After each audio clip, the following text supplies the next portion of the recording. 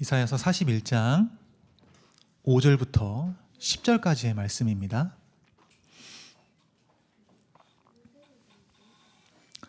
네, 우리 5절의 말씀인데요. 이사야서 41장 5절부터 10절까지의 말씀을 우리 함께 한 목소리로 읽도록 하겠습니다. 섬들이 보고 두려워하며 땅끝이 무서워 떨며 함께 모여와서 각기 이웃을 도우며 그 형제에게 이르기를 너는 힘을 내라 하고 목공은 금장색을 격려하며 망치로 고르게 하는 자는 매질꾼을 격려하며 땜질이 잘 된다 하니 그가 못을 단단히 박아 우상을 흔들리지 아니하게 하는도다.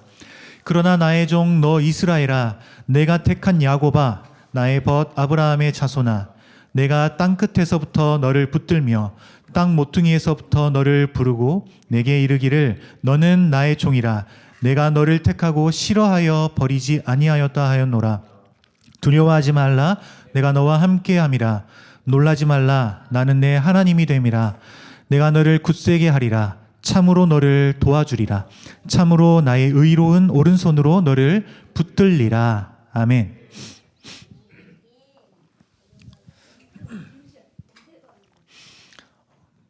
네, 여러분, 우리 딸 설이는 잘 뛰어다니고 앞도 잘 봅니다. 그런데 가끔 넘어져요. 그래도 울지는 않고 다시 씩씩하게 일어나서 또 뛰어갑니다. 우리 설이는 잘 걷지를 않거든요. 저를 닮아서 그런지 늘 뛰어다닙니다. 그런데 저는 그런 딸이 너무 불안합니다. 혹여나 넘어져서 그 예쁜 얼굴이 다치면 어떡할까.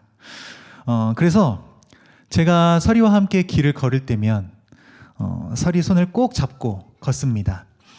혹여나 아이가 넘어져서 다칠까 싶어서 말입니다. 그러면 제가 손을 잡을 때 설이도 제 손을 잡습니다. 그렇게 같이 손을 잡고 길을 걸으면 설이가 넘어지려고 하는 그때 제가 얼른 손을 위로 끄집어 올립니다. 그러면 넘어질 것 같다가 다시 일어서서 다시 잘 걸어갈 수 있습니다. 어제도 제가 설이랑 함께 길을 걸었는데 제가 손을 꽉 잡고 걸어가거든요. 그러면 가다가 어느 순간 넘어지려고 해요. 그러면 얼른 손을 위로 끄집어 올린단 말이에요. 그러면 설이가 넘어지려고 했다가 어제 넘어지지 않았어요. 내가 아니었으면 분명히 여기서 넘어졌을 텐데 내가 설이랑 함께 손을 잡고 걸어가니까 우리 설이가 넘어지지 않았구나, 다치지 않았구나, 제가 참 마음이 뿌듯하더라고요. 여러분, 우리가 하나님과 함께 손을 잡고 걸어가잖아요.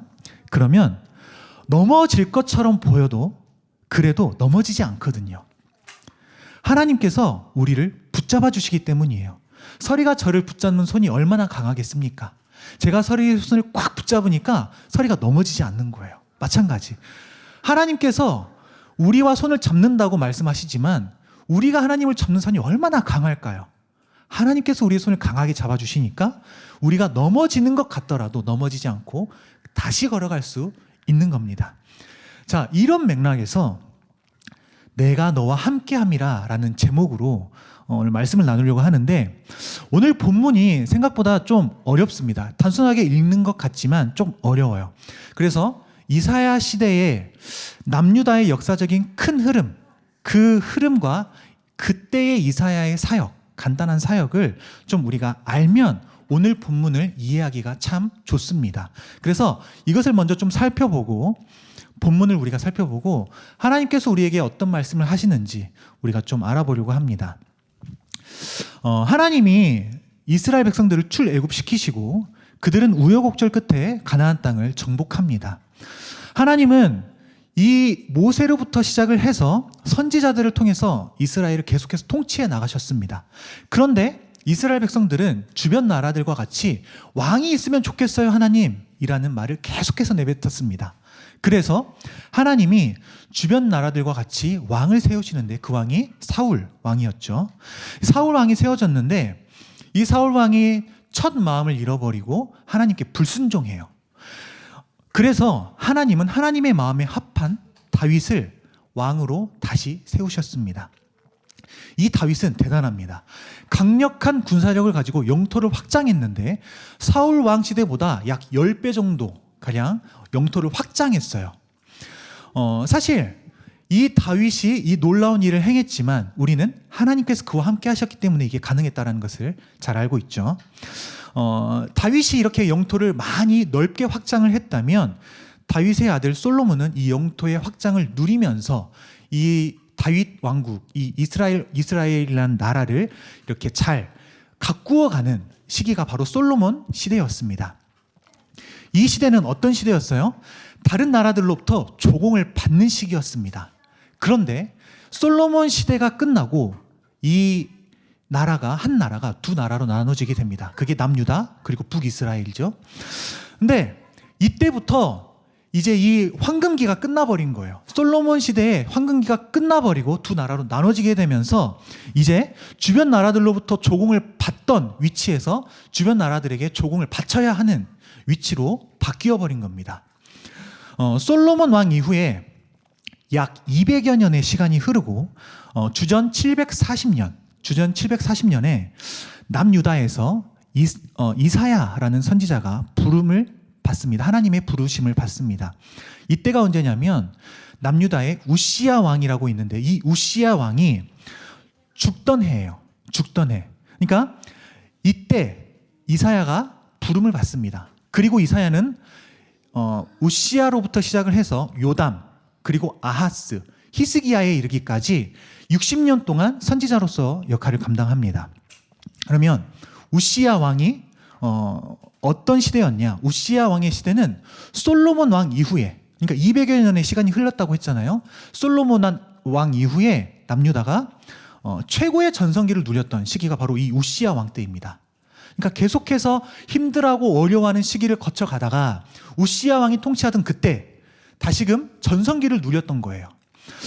정치, 경제, 군사적으로 황금기를 누렸습니다. 부유한 나라가 됐습니다. 어떻게 그럴 수가 있었냐? 성경은 우시야에 대해서 평가하기를 여호와 보시기에 정직하게 행하였다 이렇게 평가를 합니다. 우시야가 왕으로서 하나님 보시기에 정직하게 행했기 때문에 여호와 하나님을 간절히 찾았기 때문에 그래서 하나님께서 그 남유다에게 전성기를 허락하셨던 거예요. 그런데 안타까운 사실은 이렇게 나라가 강성하여지고 성공했다고 생각되자 우시야의 마음이 교만하여진 겁니다. 그래서 우시야는 하나님 앞에서 악을 행했어요. 성경이 이것을 기록하고 있습니다. 어떻게 됩니까? 우시야 왕은 나병 환자가 됐어요. 나병 환자는 당시에 이 보통의 사람들과 함께 있지 못하거든요. 그래서 왕궁에서 쫓겨났고 그것도 모자라서 이 우시야 왕은 죽게 되는데 왕실의 묘지에 들어가지 못하고 근처 땅에 따로 묻히게 돼요. 아주 안타까운 비극적인 현실 속에 이러한 상황에 우시야 왕이 죽던 해 이때 누가 부름 받냐면 이사야가 부름을 받는 거예요. 이해되시죠? 그러니까 황금기를 다시금 누렸습니다. 근데 우시야 왕이 교만하였습니다. 하나님 앞에서 악을 행했습니다. 이때 이사야가 부르심을 받는 거예요. 이때. 자, 하나님을 떠날 것이냐 아니면 하나님을 붙잡을 것이냐 이 선택의 기로에서 이사야 선지자가 부름을 받았다고요. 이해되십니까? 이해되시죠? 자, 우시야 왕이 죽습니다. 우시야의 아들 그 이름이 요담인데 요담이 이 남유다를 통치하기 시작합니다. 그런데 성경은 뭐라고 평가를 하냐면 이 요담은 하나님 앞에서 바른 길을 걸어갔다 이렇게 평가를 해요. 아주 좋은 평가죠. 그런데 이 요담 왕이 하나님 앞에서 바른 길을 걸어갔지만 그 남유다 백성들이 문제였습니다. 그들은 우상을 섬기며 우상에게 제사하며 영적으로 부패한 삶을 살아가게 된 겁니다. 국가는 번영했습니다. 왜냐하면 요담이 하나님을 잘 섬겼기 때문에. 그런데 그 백성들이 영적인 나태함에 빠져서 그 영적인 나태함이 그 가운데에 깊이 자리매김해져만 가고 있었던 거예요.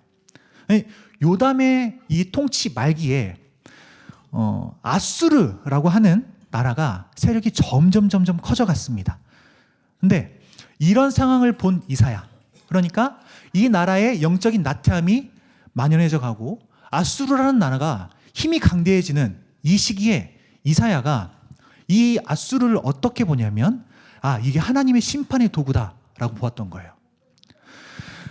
우리가 영적인 나타남에 빠져버렸는데 우리가 이러면 안 된다. 이 아수르라는 나라가 하나님의 심판의 도구니까 우리 정신 차리자. 이사야가 지금 이것을 그들에게 말하면서 회개를 촉구하게 된 거예요. 백성들에게. 아수르가 어떤 나라인 줄 아십니까? 주전 745년에 디글랏빌레셀 3세라고 하는 이 왕이 그 왕으로 등극하게 되면서 전성기를 누렸던 나라입니다. 아수르라는 나라는 갈대아 우르에서부터 계속해서 서쪽으로 그 영토를 확장해 나갔던 나라입니다. 당시에 주변 나라들이 힘을 못 쓰고 계속해서 무너져만 갔어요. 멸망당하기만 했거든요. 그러니까 멸망당한 나라들 이외에 멸망당하지 않는 나라들은 이 아수르라는 나라가 위협적이었어요. 이 나라가 우리에게 오면 우리도 망하게 되는구나. 당연히 남유다도 그랬던 거예요. 남유다가 아수르에 의해서 직접적인 군사적인 위협을 직면하게 된 때가 언제예요? 요담 왕 그 다음인 아하스 왕이에요. 요담 왕이 통치 기간이 짧았거든요. 약 5년 정도 통치를 했어요. 그런데 그 이후에 아하스 왕 때, 그러니까 백성들의 그 영적인 나태함이 자리매김하고 그 가운데에서 요담이 왕이 죽고 그 다음 아하스 왕이 통치하던 그때 이 아수르라는 나라, 엄청나게 힘이 강한 나라에 그 군사적 위협에 직면하게 된 겁니다. 근데 남유다뿐만이겠어요? 그 위에 북이스라엘, 그 위에 아람, 북이스라엘과 아람 나라도 똑같이 이 아수르라는 나라의 위협을 느꼈던 거예요. 그래서 어떻게 하냐면 남유다가 아닌 북이스라엘과 그 위에 아람 나라가 서로 군사 방위 조약을 맺습니다. 그래서 우리가 함께 동맹하자. 반아수르 동맹을 맺게 된 거예요. 반아수르 동맹을 맺고 자기들만의 힘으로 부족할 것 같으니까 바로 밑에 있는 남유다에게 찾아온 겁니다. 아하스 왕 때. 그래서 아하스 왕에게 가서 너도 우리랑 같이 이 반아수르 동맹에 가입해. 그러면 우리가 조금 힘이 강해지지 않을까? 우리만의 힘으로는 부족하니까 너희도 같이 우리와 함께 하자. 근데 아하스 왕이 이 동맹에 가입을 거부한 거예요. 나 너희랑 함께 안 할 거야. 그랬더니 어떻게 하냐면 북이스라엘과 아람이 이 남유다를 침공한 겁니다. 아하스 왕 때. 자, 이때 이사야 선지자가 아하스 왕에게 하나님의 말씀을 전해요. 이렇게 말합니다. 아람과 북이스라엘을 두려워하지 말고 낙심하지 말라. 그들은 너를 치는 일을 성공하지 못할 것이다. 너희는 이 말을 굳게 믿어라. 이게 이사야서 7장 내용이거든요. 아하스가 어떻게 했을까요? 이사야 선지자의 말을 잘 들었을까요? 아하스 왕은 이사야 선지자의 말을 듣지 않았습니다. 아하스 왕은 하나님보다 아수르를 믿어버립니다. 그래서 아람과 북이스라엘이 자신을 침공해서 지금 두려움에 떨면서 어떻게 하냐면 아수르 왕에게 도움을 요청해 버리는 거예요. 지금 쭉 흐름이 이해되고 계시죠? 자, 아수르도 너무 무서웠어요. 지금 너무나 강력한 힘이 있으니까 너무 무서웠는데 지금 당장 아람과 북이스라엘이 자신을 치러 왔으니까 눈앞에서 내가 지금 멸망당할 것 같으니까 가장 강력한 힘, 그때 당시에 가장 강력한 힘을 가진 그 아수르를 찾아간 겁니다. 그래서 도와달라고 하는 거예요. 그런데 그냥 도와주진 않거든요. 그래서 아하스가 어떻게 한 줄 아십니까? 예물을 보내는데 어떤 예물을 보내냐면 여호와의 성전에 있는 그 예물들, 여호와의 성전에 있는 그 금을 떼고 여호와의 성전 안에 있는 그 예물들을, 그리고 왕궁에 있는 은금을 아하스 왕이 아수르에게 이렇게 예물로 보내요. 우리 좀 도와주세요. 아수르 왕을 믿게 된 겁니다. 그래서 아수르 왕이 이 요청을 들어줘요. 그래서 주전 732년에 남유다, 북이스라엘, 아람이 있으면 아람이 주전 732년에 가장 먼저 아수르에게 멸망당하고 722년에 그 아람 밑에 있는 북이스라엘이 아수르에게 멸망당하게 됩니다. 그런데 이게 남유다는 사실 하나님보다 아수르 왕을 믿었기 때문에 뭔가 지금 당장의 위기는 벗어난 것처럼 보였지만 이게 올무가 된 거예요. 그러니까 이사야의 그 말을 듣지 않고 아수르 왕을 믿었기 때문에 이게 올무가 됐는데, 이때부터 무슨 일이 벌어지냐면 아수르에게 계속해서 조공을 갖다 바쳐야 되는 거예요. 압도. 근데 이 아수르는 무리한 조공을 요청했던 거예요. 그래서 다 거의 그냥 그 여호와 성전과 그 왕궁에 있는 은금 예물들을 그냥 다 갖다 줘야만 했었던 겁니다. 이것뿐만이겠습니까? 아수르에서 이방 신전을 들여오는 이 영적 타락의 길을 함께 걸어가게 됐었던 거예요. 이 시간이 지납니다. 아하스 왕 이후에 히스기야가 그 아하스 왕의 아들 히스기야가 이제 통치하게 되는데, 이때 무슨 일이 있었냐면 아버지 아하스 왕은 아수르에게 조공을 갖다 바쳤잖아요. 근데 너무 힘든 거예요. 그래서 어떻게 하냐면 이제 우리는 히스기야가 아수르와는 이제 연을 끊겠다. 조공을 더 이상 갖다 바치지 않겠다라고 하고 친아수르에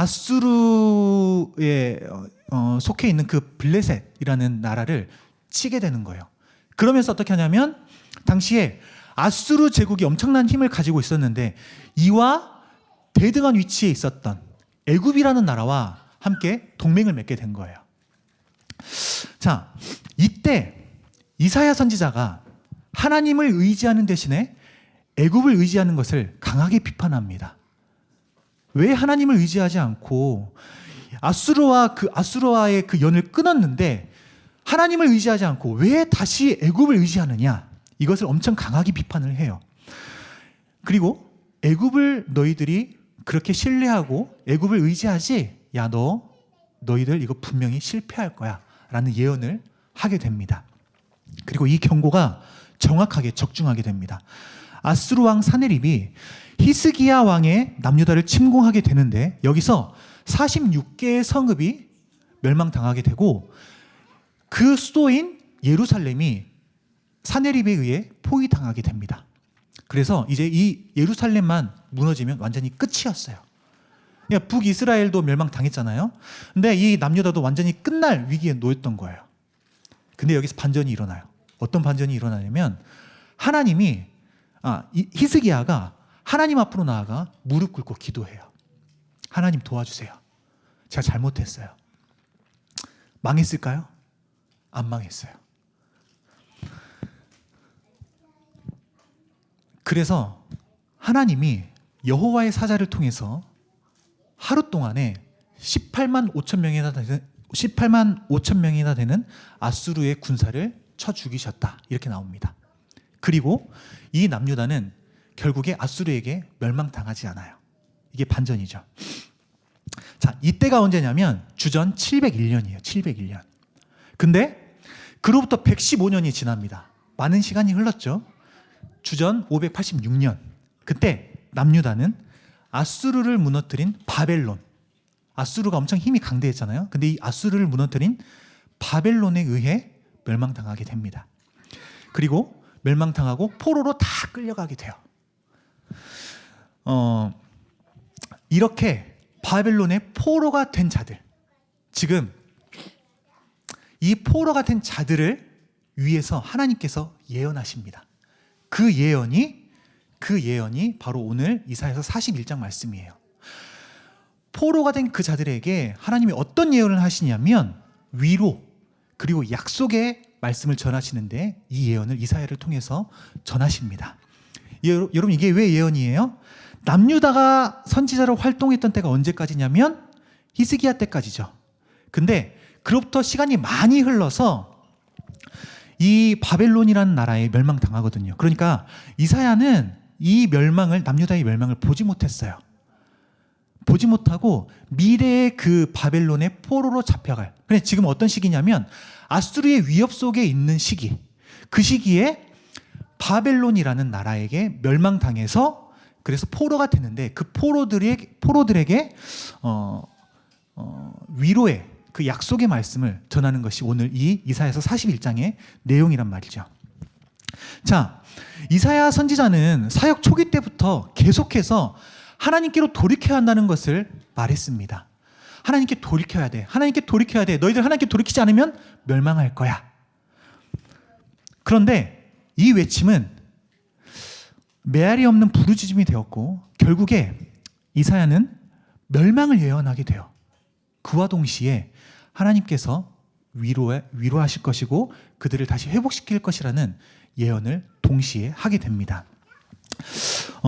나라와 성전 그리고 정체성마저 잃어버린 채 방황할 이들을 향한 하나님의 위로, 그 위로의 말씀, 그 위로의 예언이 오늘 본문 41장의 말씀이에요. 오늘 본문을 보겠습니다. 5절 말씀이에요.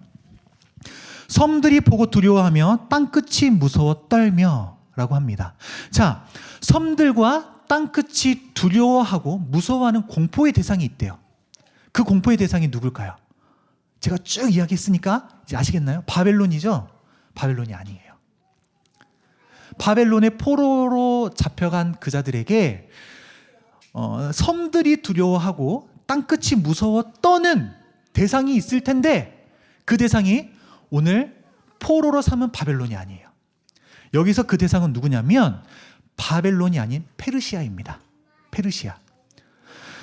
2절에 보면 누가 동방에서 사람을 일깨워서 라고 말씀해요. 여기서 동방에서 일깨워진 사람이 누구냐? 그게 페르시아의 고레스 대왕이에요. 페르시아의 고레스 대왕.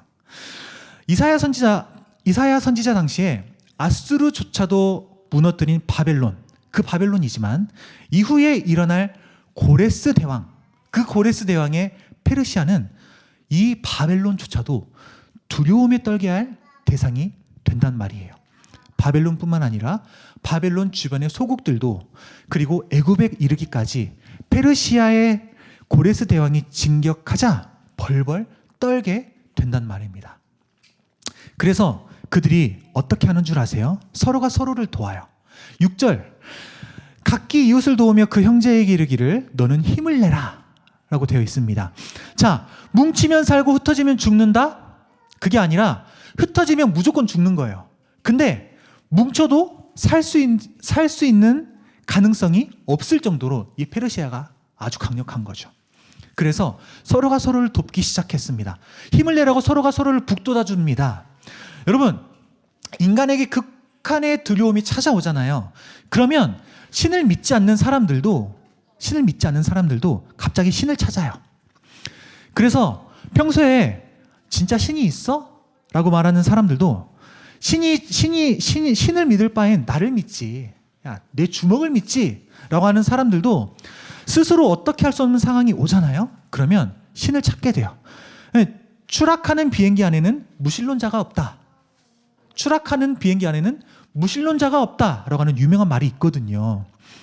삶과 죽음의 경계에서 서게 되면 논리적으로 진짜 신이 있을까? 없을까? 이걸 따지지 않고 제발 누가 나 좀 살려줘 라고 하는 그 초월적 존재를 찾는 것이 인간이란 말이에요. 마찬가지로 페르시아를 두려워하는 열방들은 두려움으로 인해서 자신들이 의지할 신을 만들기 시작합니다. 7절을 쉬운 말 성경으로 읽어드리겠습니다. 그렇게 그들은 우상 만드는 일에 열심을 내는구나. 기능공은 도구 많은 자에게 힘내라 라고 격려하고 망치로 두들겨 고르게 펴는 자는 모루를 치는 자에게 참 잘했다. 땜질이 아주 잘 되었다 라고 격려하고 맨 나중에는 우상이 흔들리지 않도록 우상에 못을 단단히 박아서 튼튼하게 고정시키는구나. 자, 페르시아의 공포는 열방에게 있어서 추락하는 비행기와 같았고 그들은 열심히 신을 만들었단 말이에요. 다른 말로 하면 우상을 택했습니다. 그들은 우상을 택했고 우상을 의지하려 했어요. 그런데 보세요. 그 신들이 열방을 도우려면, 만들어진 신들이 열방을 도우려면 그 전에 먼저 그 신들이 만들어져야 하는 거예요. 이게 얼마나 아이러니입니까? 신들이 나를 도와야 되는데 내가 신을 만들어야 된다니. 아이러니잖아요. 자신들을 보호해야 할 신을 자신들이 만들어야 하는 겁니다. 이것보다 어리석은 일이 있을까요? 너무 어리석어요. 그런데 현대를 살아가는 우리들의 모습 속에서 그러한 우상들을 흔히 찾아볼 수 있어요. 현대판 우상, 우리가 흔히 말하는 돈 있잖아요. 그렇죠? 돈 있습니다. 이 돈이 나와 내 가족의 건강을 책임져 줄 것이라고 믿는 겁니다. 무슨 어려운 일이 있으면 돈만 있으면 돼요. 내가 변호사를 선임하면 되거든요. 법적으로 내게 어려움이 찾아오면 변호사를 선임해서 요리조리 빠져나가면 되는 거거든요. 돈이 필요한 겁니다. 내 노후, 내 자식의 미래, 내 생명, 이것을 지켜줄 수 있는 신이 무엇입니까? 돈이란 말이에요. 이 돈을 의지한단 말이에요. 그것뿐이겠습니까? 인맥도 마찬가지잖아요. 우리는 흔히 사람이 재산이고 인맥이 실력이다 라고 말하면서 인맥 쌓기에 급급합니다. 아주 열중해요. 그렇게 인맥을 위해서 시간과 돈을 들어가면서, 공을 들어가면서 인맥을 만드는 거예요. 마치 본문에서 목공과 금장색처럼 인맥이라는 우상을 정교하게 다듬어 가는 거죠. 어려울 때 그 인맥을 우상화한단 말이에요. 그게 신이 된단 말이에요. 여러분, 오해하지 않으셨으면 좋겠어요. 제가 지금 그러니까 돈과 인맥이 우상이기 때문에 이것들을 다 버려야 합니다 라는 것을 말하는 게 아니에요. 삶을 살아가려면 반드시 돈이 있어야 하고, 모든 인간은 관계 속에서 살아가기 때문에 인간관계는 중요해요. 제가 말하고 싶은 건 뭐냐면 돈과 인맥이 우상화 되어버린단 말이에요. 돈과 인맥이 하나님의 자리를 꿰찬단 말이에요. 그게 문제란 말이에요. 어려움과 두려움이 우리 가운데 찾아오면 우리는 하나님이 아닌 그것들을 믿는단 말이에요. 그게 우상이란 말이죠. 그게 문제라는 거예요. 또 어떤 문제가 있을까? 제가 지난주에 어떤 지인을 만나서 이야기를 들었어요. 동생이 둘이 있는데 세 남매가 모였대요. 그래서 어디를 함께 갔는데 둘째가, 첫째와 셋째는 예수님을 믿고 둘째는 예수님을 안 믿는 거예요. 근데 1,000원에 부적 3개를 파는 곳 앞에서 그 부적을 유심히 보고 있었대요. 우리 남매를 위해서 부적 3장을 사야 되는데 이게 1,000원이라니까 얼마나 좋아요. 가성비 너무 좋잖아요. 그래서 곰곰이 그 부적들을 보고 있었던 거예요. 근데 그 모습을 보고 얼마나 마음이 아팠다고 하는지 몰라요. 저는 잘 몰라요. 근데 그런다고 하더라고요. 부적을 어디 대문에 붙여라, 대문 위에 붙여라, 지갑에 넣어라, 아니면 베개 밑에 둬라. 그러면 안 좋은 일들이 다 잘 지나가게 될 거야. 다 해결될 거야. 여러분, 이 우상 아닙니까? 본문에도 우상을 택한 열방들은 페르시아에 맞서기 위해서 서로 힘을 모으고 격려하고 힘을 북돋아주고 아주 정성을 다해서 우상을 열심히 만들었습니다. 이게 그 두려움과 어려움에 맞선 자들의 최선이었습니다. 이게 그들의 최선이었어요. 그러면 이런 상황에서 하나님의 백성이라고 하는 이스라엘 백성들은 뭘 할 수 있을까요? 뭘 할 수 있을까요? 지금 이스라엘 백성들이 어떤 상태냐면 바벨론에게 멸망당해서 포로로 끌려가 있는 상태잖아요. 이들은 어떻게 해야 할까요?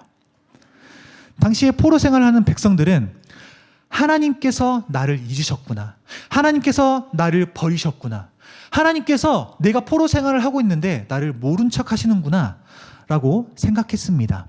철저히 버려졌다고 생각했어요. 이게 이사야서에 등장합니다. 그들이 그렇게 생각했대요.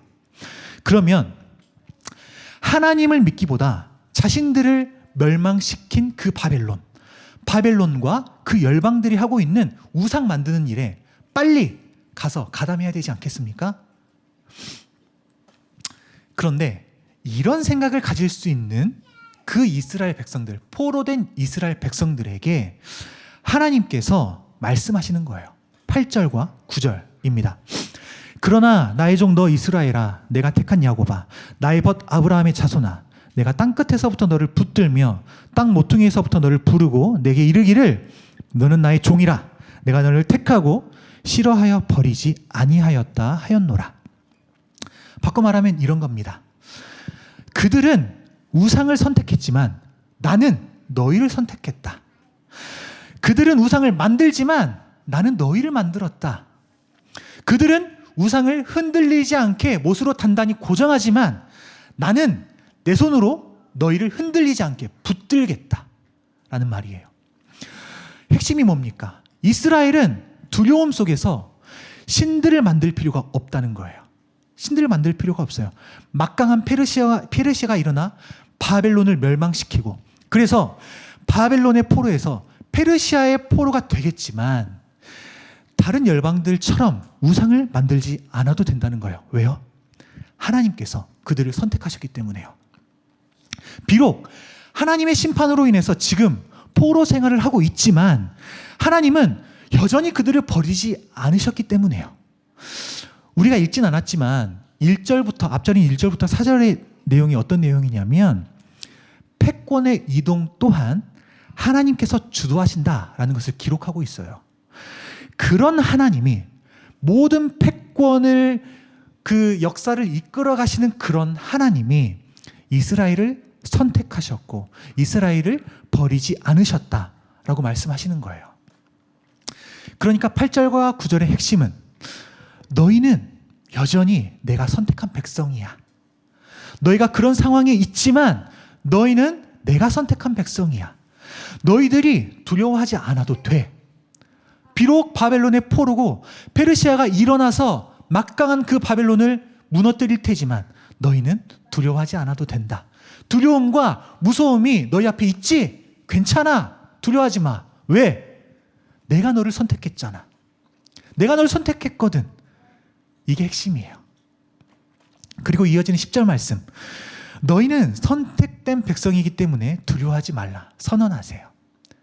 내가 선택했으니 두려워하지 말라. 하나님의 말씀입니다. 두려워하지 말라. 내가 너와 함께함이라. 놀라지 말라. 나는 내 하나님이 됨이라. 내가 너를 굳세게 하리라. 참으로 내가 너를 도와주리라. 참으로 의로운 오른손으로 너를 붙들리라. 아멘. 가장 처음 여기서 뭐라고 말씀하시냐면 두려워하지 말라. 내가 너와 함께함이라. 놀라지 말라. 나는 내 하나님이 됨이라. 이렇게 말씀합니다. 하나님께 버려졌다고 생각했는데 그래서 두려워하고 놀랄 수밖에 없는데 하나님이 말씀하시는 거예요. 하나님이 함께 하시겠대요. 이스라엘의 하나님이 돼주시겠대요. 함께함의 주체가 누구입니까? 하나님이세요. 그들이 생각할 때 자신들은 버려진 것 같은데 하나님께서 그들과 함께 해주신대요. 하나님께서 주체자가 되어 함께 해주신다고 말씀하시는 거예요. 하나님이 선택하셨으니까 하나님이 그들의 하나님이 돼주시겠다는 거예요. 주체가 누구예요? 하나님이란 말이에요. 이게 너무 중요합니다. 하나님이 주체가 되어 그들과 함께 해주시겠다고 말씀하시는 거예요. 여러분 따지고 보면 언제나 하나님은 그들과 함께 하셨어요.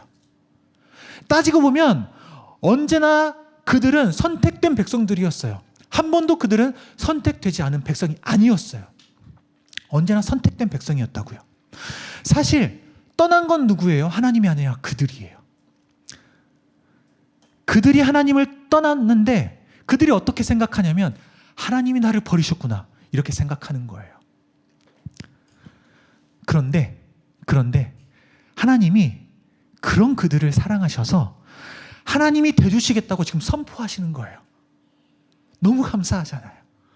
얼마나 감사한지 몰라요.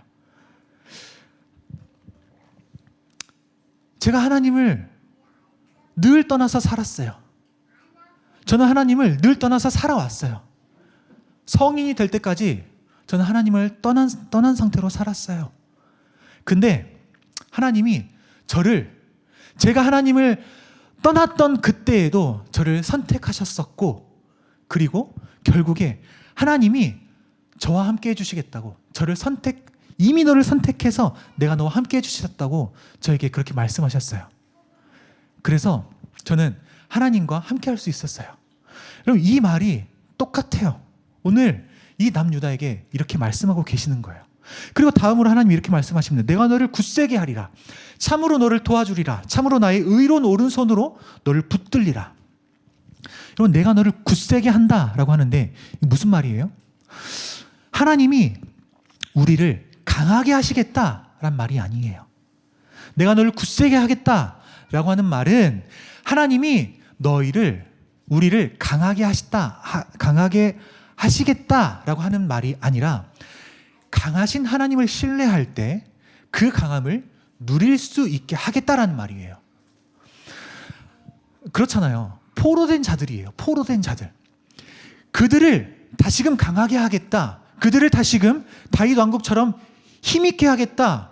우시아 때처럼 강하게 하겠다. 다시금 황금기를 누리게 하겠다. 이게 아니라 강하신 포로된 자들에게 하시는 말씀, 강하신 하나님을 의지하면, 그러면 굳세게 된다는 말씀을 지금 하고 계시는 거예요. 여전히 포로지만 포로된 너희가 나를 의지하면 내가 너를 굳세게 하겠다는 말이에요. 이어서 참으로 너를 도와주리라. 참으로 나의 의로운 오른손으로 너를 붙들리라. 이렇게 말씀합니다. 여러분, 이게 얼마나 비현실적인 이야기입니까? 포로된 신분이잖아요. 그런데 하나님께서 내가 진심으로 돕겠다, 진짜 돕겠다 강조하시는 거예요. 여기서 특별히 오른손이 나오잖아요. 근데 성경에서는 이 오른손을 어떻게 오른손을 권능, 그리고 보호, 주권, 승리 이런 것으로 말을 하거든요. 그래서 성경에서 하나님의 오른손이다라고 하면 그 뭐냐면 능력의 손이에요. 구원의 손이에요. 통치의 손이고 언약을 행하시는 하나님의 손인 거예요. 이게 하나님의 오른손입니다. 특별히 의로운 오른손이라고 되어 있어요. 그렇죠? 의로운 오른손은 뭐냐면 도덕적으로 의롭다라고 하는 것뿐만이 아니라 언약에 신실하신 하나님의 성품을 말해요. 여기서 의롭다라고 하는 것은 언약에 신실하신 하나님의 그 성품을 나타내는 거예요. 그러니까 하나님의 의로운 오른손은 언약을 반드시 지키시는 하나님의 능력 있는 행동을 가리키는 거예요. 하나님께서 그렇게 하나님의 백성을 의로운 오른손으로 붙드신다고 합니다. 이 붙드심은 그들의 어떠함 때문이 아니라, 우리의 어떠함 때문이 아니라 하나님의 의로우심 때문이에요. 이 붙드심은 우리의 어떠함 때문이 아니라 하나님의 의로우심 때문이에요. 인간이 하나님을 붙잡고 있는 것이 아니라 하나님이 주도적으로 인간들을 붙들고 계시는 모습인 거예요. 무슨 말이에요? 하나님께서 하나님의 언약에 근거해서 하나님의 오른손으로 하나님의 백성들을 끝까지 책임지시겠다는 말이에요. 우리가 하나님을 붙잡는다고요? 그렇죠. 우리 하나님 붙잡아야 합니다. 그런데 제가 아까도 말했죠. 서리가 저를 얼마나 힘껏 붙잡을 수 있을까요? 아니요. 하나님이 붙잡아 주셔야 되는 거예요. 하나님이. 이것이 바벨론 시대에 포로로 살아가게 될 그 남유다 백성들을 향한 하나님의 위로의 말씀이자 이사야의 예언이었습니다. 여러분, 그러면 이런 질문이 아마 떠오르실 겁니다. 이사야 시대에는 아직 지금 일어나지도 않은 일이잖아요. 이사야 시대에는 지금 바벨론도 아니고 바벨론의 포로도 아니고 아수르 시대란 말이에요. 그러면 당시를 살아가는 이스라엘 그 남유다 사람들에게 이게 어떤 의미가 있을까? 이사야 선지자가 그냥 이것을 책에 기록해서 앞으로 100년 뒤에 그들이 이걸 보게 될 거야 라고 그냥 책에 써서 책을 딱 닫아놓고 그들에게 100년 뒤에 꺼내봐? 이게 아니라 지금 이사야 선지자는 이 말씀을 당시를 살아가는 아수르 시대를 살아가는 그들에게도 동일하게 선포했거든요. 이게 그들에게 어떤 의미냐는 거예요. 무슨 의미가 있을까요? 이사야는 지금 포로됨을 말하면서 회복을 동시에 말하고 있잖아요. 그렇죠? 포로됨과 동시에 회복을 말하고 있어요. 그러니까 이 말은 심판 이후에도 하나님은 그의 백성들을 버리시지 않고 함께 하신다는 것을 말하는 거죠. 그렇죠? 포로된 이후에도 하나님은 그들과 함께 하신다는 것을 말씀하는 거예요. 하나님께서 심판하셔서 그들이 포로가 될지언정 하나님은 여전히 그들을 붙드신다는 말씀이에요. 당시에 남유다는 아수르가 두려움의 대상이 되었지만 바벨론이 아수르를 멸망시키고 남유다까지 멸망시키고 포로가 될 것을 하나님께서 예언하셨습니다. 그리고 바벨론의 포로가 됐는데 그 바벨론을 두렵게 하는 페르시아가 또 일어났어요. 이 모든 것을 예정하신 분이 누구시냐면 하나님이시다. 이 모든 것을 다 아시는 분이 누구시냐? 하나님이시다. 그리고 이 일을 끝내 성취하실 분이 누구시냐? 하나님이시다. 이 말이 무슨 말이냐면 역사가 하나님의 손 안에 있다라는 말이잖아요. 이사야 시대의 입장에서 그 남유다를 보면 남유다의 심판 또한 누구의 손에 있는 거예요? 하나님의 손에 있는 거예요. 그러니까 앞으로 모든 역사를 주관하시는 하나님, 그 하나님이 지금 아수르 시대를 살아가는 우리에게도 동일하게 역사를 주관하고 계신다. 남유다의 심판이 누구에게 있느냐? 하나님께 있다. 아수르가 강대국처럼 보이지, 아수르가 우리를 심판할 그 심판자의 역할을 할 것처럼 지금 보이는데, 아수르가 아니라 하나님이 심판자셔. 우리가 아수르를 두려워해야 할 게 아니라 하나님을 두려워해야 해. 현재 강대국인 아수르를 두려워할 것인가? 아니면 이 모든 역사를 주관하시는 하나님을 두려워할 것인가? 우상을 선택할 것인가? 아니면 하나님께 선택받은 자로 살아갈 것인가? 당장 눈앞에 문제인 아수르, 그 아수르만 넘기면 되는 게 아니라 정말로 하나님을 두려워하고 하나님을 의지하고 하나님을 섬겨야 한다는 것을 이 이사야의 말씀을 통해서 당시를 살아가는 백성들도 깨달을 수 있었을 겁니다. 여러분, 이 결단은 이사야 시대를 살아가는 그 백성들만이 아니라 우리 또한 결단해야 할 문제라고 봅니다. 여러분, 우리가 올 한 해를 돌이켜보면 상황이 너무 좋지 않은 일들이 얼마나 많았는지 모릅니다. 우리가 서로를 위해서 함께 기도하잖아요. 1년 동안 얼마나 기도했는지 몰라요. 하나님을 믿는다고 하는데 하나님께서 이렇게 하실 수 있을까? 진짜 하나님이 살아계시면 이렇게 하실 수 있을까 싶을 정도로 생각되는 일들이 우리 가운데 참 많이 있었던 것 같아요. 마치 바벨론의 포로가 되었는데, 그래서 너무 힘든데, 너무 두렵고 무서운데, 그런데 페르시아라는 강대국이 또 일어난 것처럼, 두려움의 대상이 또 일어난 것처럼, 안 좋은 일이 또 겹쳐지는 것처럼, 두려움이 또 더해지는 것처럼, 이런 일들이 우리 가운데 얼마나 많았는지 모릅니다. 그러면 당연히 그렇게 생각할 수도 있어요. 하나님이 날 버리신 것 아닐까? 하나님이 날 떠나신 것 아닐까? 하나님이 나의 고통을 들으시고 외면하시는 것 아닐까? 그렇게 생각될 수 있지 않겠습니까? 하나님이 아닌 다른 우상을 빨리 붙잡아야 하는 것 아닌가? 하나님을 떠나서 빨리 내 살 길 찾아야 하는 것 아닌가? 돈을 의지해야 되는 것 아닌가? 인맥을 의지해야 되는 것 아닌가? 라고 고민할 수도 있단 말이에요. 그렇게 고민했을 수도 있잖아요.